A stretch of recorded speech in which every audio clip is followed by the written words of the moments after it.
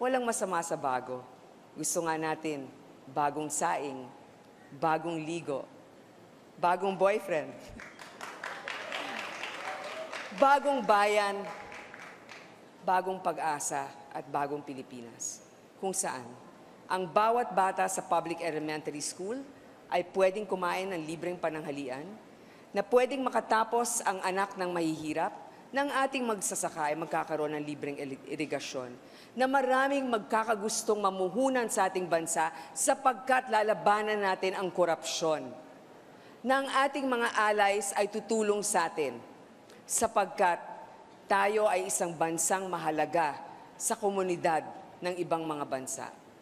Mga kababayan, dapat mas maraming mga babae, sa totoo lang, ang bigyan ng pagkakataon sa gobyerno. Sapagkat tayo'y nakakaramdam, inaalagaan natin ang ating pamilya. Totoo,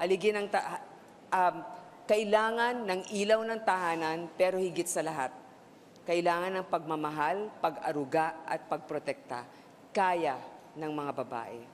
Ginagawa ko ito para sa inyo, ginagawa ko ito para din sa aking mga anak.